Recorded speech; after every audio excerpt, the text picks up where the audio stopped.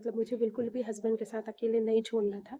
ये इस फैमिली का पूरा मतलब मेंटली प्रिपेयर थे लोग कि हस्बैंड वाइफ को उनको अकेले नहीं छोड़ना। उनको ये डर था कि हस्बैंड वाइफ के बीच में अगर चीज़ें सही हो गई तो उनका बच्चा उनसे छिन जाएगा। सारिका को डर था कि उसका जो कहना चाहिए ना प्रेमी है वो हाथ से चला जाए। मुझे डिस्कस ही करने नहीं दिया जाता था कि मेरे केस में हो क्या रहा है। Sorry guys. चीज़ें याद आती हैं तो मैं कोशिश करती हूँ कि ना रोऊँ, पर पता नहीं क्यों आंसू आ ही जाते हैं। क्योंकि जब वो समय याद आता है ना, आज का टाइम ठीक है हम तो रह रहे हैं जैसे भी, लेकिन वो समय याद आता है ना, तो उस समय को तो मैं ज़िंदगी जन्म कभी नहीं भूल सकती।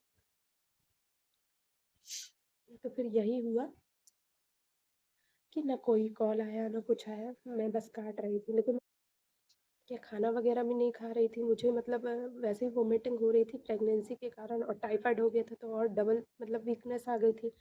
तो बॉडी में वैसे टाइफाइड से बहुत ज़्यादा वीकनेस आ जाती है, और प्रेगनेंसी के कारण वैसी वीकनेस थी मेरी, और मेंटली टेंशन अपन वैसे ही झेल रहे थे। तो चीज़ें बस चली जा रही थी, चली जा रही थी। फिर हस्बैंड को तो कोई मतलब था नहीं, मैं बस एक उम्मीद में कि बच्चा है भाई, ऊपर वाले की देन है, तो समय काट रहे थे। तो बस ऐसे ही चीज़ें चल रही थी। फिर ऐसी चीज़ें चल रही थी, लेकिन क्या हुआ कि टाइफाइड बढ़ते बढ़ते मेरा ज़्यादा हो गया था, तो मुझे बहुत ज़्यादा मेरी बॉडी में वीकनेस आ गया था। मेरी पूरी बॉडी काली पड़ गई थी। मुझे खाना नहीं खिलाता था वैसे, और जो खाती थी पूरा मुझे गले में इतनी ज़्यादा जलन होती थी। और फिर जैसे तैसे जो खाती भी थी लिक्विड भी चीज़ें, तो वो भी मेरे को वोमिट हो जाती थी। और परेशान अलग थी।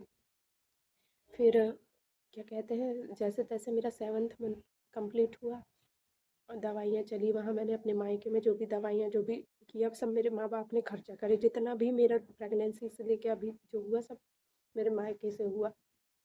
फिर 8th मंथ लगा, लेकिन मेरे में ना मतलब प्रेगनेंसी का 8 मंथ लग गया था। पर मेरे को क्या हुआ कि इतनी ज़्यादा वीकनेस थी कि मेरी बिल्कुल कैपेसिटी नहीं थी कि मैं यहाँ से उठ के कहीं जाऊँ या कोई काम कर पाऊँ। बिल्कुल भी कैपेसिटी नहीं बची थी, कैसे इतनी ज़्यादा वीकनेस आ गई थी। तो मेरे मम्मी पापा ने मतलब मेरे सास से बात करी कि अभी 8th मंथ भी इसको यहीं रुक जाने दो, क्योंकि वहाँ तो रेस्ट मेरे को मिलता नहीं ससुराल में। मेरे जाने के बाद मेरी जेठानी ने तो छुट्टी ले ली थी पूरी काम से, क्योंकि देवरानी आ गई। तो अब वो तो इतनी बिजी थी मेरे हस्बैंड के साथ कि उसको तो फ्री की नौकरानी मिल गई थी ना। तो मेरी मम्मी ने उस समय फिर मेरे मम्मी पापा ने बात की है मेरी सास से फ़ोन करके कि 8 मंथ है अभी, लेकिन इसको ऐसा ऐसा हो गया है, बहुत बहुत ज़्यादा वीकनेस है, तो इस मंथ में इसको यहाँ रहने दो करके, अभी हम नहीं भेज पाएंगे करके। तो मेरी सास ने इतना गुस्से में कि इतने दिन से तो मायके में रह ली और कितना मायके में रहेगी, कितना मोह है मायके से, ऐसे उटपटांग बातें सुना के फ़ोन रख दिया। पर फिर उस समय मेरे मम्मी पापा ने नहीं भेजा मेरी कंडीशन देख के, क्योंकि मैं प्रेग्नेंट अलग थी और मेरी बहुत ज़्यादा क्रिटिकल कंडीशन हो गई थी कि मेरे को उठ के बैठने में मेरे को चक्कर आते थे, कि मैं पलंग से अगर जैसे उठ के बैठी तो मेरे को इतने ज़्यादा चक्कर आते थे कि मैं ज़्यादा देर कंटिन्यू बैठ नहीं पाती थी। फिर 8th मंथ प्रेगनेंसी हुई, उसके बाद 8 मंथ मेरे कंप्लीट हो गए। मैं 7th और 8 मंथ मतलब अपने मायके में रही। फिर जब 8 मंथ कंप्लीट हो गए तो मेरे ससुराल वाले मेरे को लेने के लिए आए। तो उस बीच में हमारी बात हुई कि 9वां मंथ मेरा लग गया प्रेगनेंसी का। तो 9वें मंथ में भी हमारी मतलब सोनोग्राफी वगैरह होती है, क्योंकि डिलीवरी के पहले भी एक बार कराया जाता है ना कि कैसा है बच्चे की, क्या ग्रोथ है, कोई क्रिटिकल कंडीशन तो नहीं है, क्या सारी चीज़ें। तो मुझे पता था कि मैं वहाँ जाऊँगी ससुराल तो मेरा तब भी ट्रीटमेंट नहीं होगा, कोई सोनोग्राफी नहीं होगी, कुछ नहीं होगा। तो मेरे मायके में तो था, प्राइवेट डॉक्टर भी थे, सारी चीज़ प्राइवेट हॉस्पिटल भी था और गवर्नमेंट भी, तो यहाँ फैसिलिटी थी। तो मैंने कॉल लगा के हस्बैंड से बोला कि मैं यहाँ सोनोग्राफी करवा लेती हूँ। तो 9 मंथ तो लग गए हैं। वहाँ मैंने बोली डिंडोरी में, फिर आप लोग बोलते डॉक्टर नहीं है, ये नहीं है, वो नहीं है। तो मेरे हस्बैंड ने कह दिया नहीं, मैं कुछ नहीं बताऊँगा, मम्मी से पूछ लो, मतलब मेरी सास से पूछ लो फ़ोन लगा के। अगर वो बोलेंगी तो ही करवाना, नहीं तो मत करवाना। तो मैंने अपनी सास को फ़ोन लगाया। मैंने बोला मम्मी ऐसा-ऐसा है तो मैं यहाँ सोनोग्राफ़ी करवा लूँ। तो मेरी सास कहती ज़्यादा सोनोग्राफी नहीं करवाना चाहिए, ऐसा नहीं करना चाहिए, तुम क्या सोच रही हो, तुम इधर आ जाओ, हम नहीं करवा सकते क्या, हम करवा देंगे तुम्हारी यहाँ सोनोग्राफी, तुम इधर तो आओ, टेंशन मत लो, डरो मत, तुम्हारी हो जाएगी यहाँ सोनोग्राफी, सब हो जाएगी। तो और दूसरे दिन जस्ट मुझे लेने आने वाले थे, तो ठीक है फिर मैंने यहाँ नहीं करवाया सोनोग्राफी कि चलो वहीं हो जाएगी, शायद ये बोल रहे हैं तो करवा देंगे फिर क्या हुआ कि मैं मुझे मेरे हस्बैंड मतलब मैं बताऊँ जितनी बार भी मैं मायके आई हूँ, लेकिन मेरे हस्बैंड कभी मुझे अकेले लेने नहीं आए, हमेशा कोई ना कोई उनके साथ में ज़रूर रहता था, सास ससुर या मेरे मतलब फर्स्ट टाइम तो मेरी जब विदाई हुई थी तो सबके यहाँ हस्बैंड लेने आते हैं, मेरे यहाँ का ये कल्चर है, ये मुझे बताया गया था कि मेरे हस्बैंड मुझे लेने नहीं आए थे। मेरे जेठ, बड़ी बड़ी सास और उनकी बहू, बड़ी सास की बहू, ये लोग लेने के लिए आए थे। और सेकंड टाइम बस मेरा हस्बैंड मुझे लेने के लिए आया और ये थर्ड टाइम था शायद मेरा। तो इसमें भी मेरा हस्बैंड आया तो मेरे सास ससुर साथ में आए, मतलब मुझे बिल्कुल भी हस्बैंड के साथ अकेले नहीं छोड़ना था।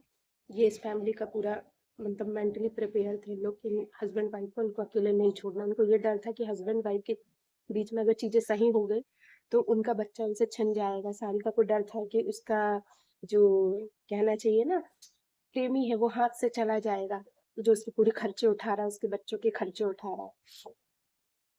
तो फिर खैर वो सब छोड़िए, फिर ये लोग मेरे को लेने के लिए आए, मैं चली गई।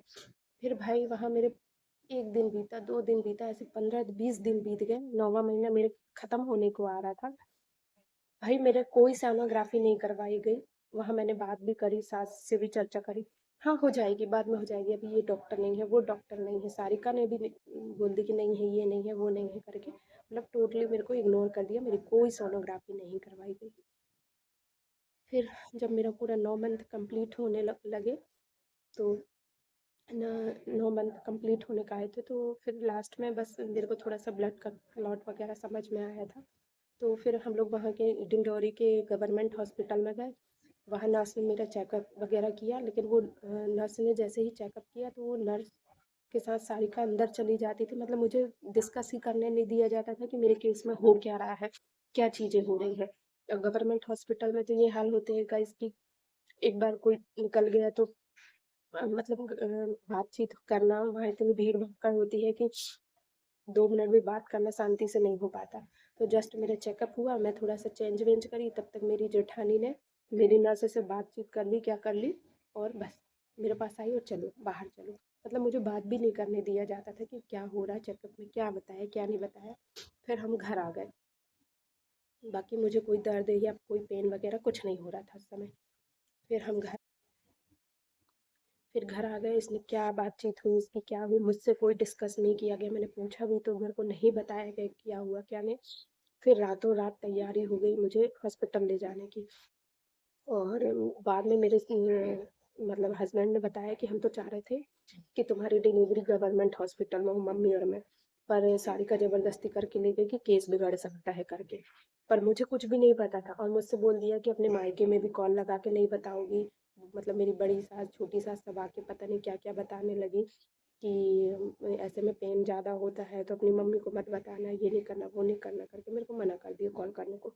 तो मैंने क्या किया, टाइम भी नहीं था, तुरंत पैकिंग करके निकलना था, तो मैंने अपनी सिस्टर है जो मेरे से बड़ी वाली, मैंने बस उसको कॉल करके बताया था कि अभी चेकअप के लिए ले जा रहे हैं, अब देखो क्या होता है, मेरे को कुछ भी नहीं बता रहे हैं करके, यहाँ पर क्या कैसा है तो तू घर में बता देना। तो मतलब मैंने अपनी सिस्टर बस बता दिया था, मेरा रातों रात 11 बजे हम लोग डिंडौरी से जबलपुर के लिए निकल गए। और रास्ते में जब रास्ता इतना ऊबड़ खाबड़ था, इतना बेकार था, तो फिर रास्ते से मेरे को पेन शुरू हो गए, लेबर पेन शुरू हो गया था मेरे को। मतलब अब लेबर पेन क्या, मतलब वही हल्का हल्का सा दर्द होने लगा था, लेबर पेन तो नहीं कहेंगे उसको, हल्का हल्का ऐसे मरोड़ टाइप की। फिर हम वहाँ पहुँचे, हॉस्पिटल पहुँचे, जबलपुर हॉस्पिटल पहुँचे। तो वहाँ जो नर्स वगैरह थी, मैंने आपको बताया था कि मेरी छोटी ननंद जो है उसकी शादी वहीं हुई है लोकल जबलपुर में। तो मुझे वही हॉस्पिटल ले जाया गया, वही जबलपुर हॉस्पिटल जहाँ पूरी मेरी छोटी ननंद की पूरी डिलीवरी वगैरह हुई थी, तो वहाँ ले जाया गया। फिर जब मैं वहाँ गई तो वहाँ ऐसा हुआ कि जब मैं वहाँ पर गई तो मतलब वहाँ जो नर्स थी तो इससे पहले ही बात हो गई थी गाड़ी में कि जो नर्स होगी तो उससे थोड़ा एक्स्ट्रा पैसा दे के बात कर लेना कि नॉर्मल डिलीवरी करवाना है और आज ही करवाना है, ऐसा वैसा करके। तो वहाँ जो भी नर्स थी उससे इन लोगों की बातचीत हो गई थी।